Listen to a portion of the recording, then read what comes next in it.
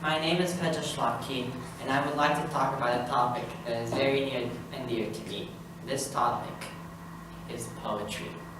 Now I'm going to give you a few seconds to groan and to stop screaming and to calm down before I try to convince you that poetry is not some kind of torture invented by your teachers to pull grades out of thin air by making you hunt for symbol which you will never find, to hopefully lower your grade point average, and instead try to convince you that it's a beautiful art of molding language in order to send very specific messages.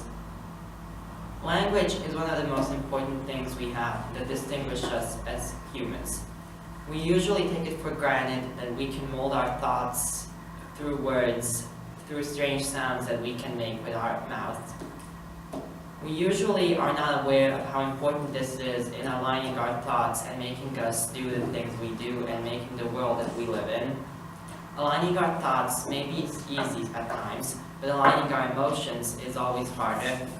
This is why we often say things that we don't mean or don't really think. These are called figures of speech. While we may scorn specific poets when they use metaphors that we cannot understand, we literally use hyperbole every single day, and we use simile almost as much as they do. So it's a very natural thing, which is why poetry is one of the oldest arts, because language is one of the oldest things we have. And herein lies the problem that most people have when reading poetry.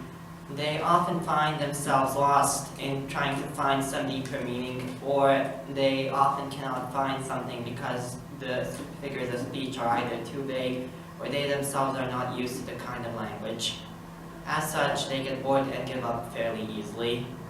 Now, authorial intent may or may not matter depending on who's writing, but it is absolutely paramount that when reading anything, be it poetry or prose, someone gets something out of it, in the sense that they get some lesson out of it that the author may or may not have tried to convey.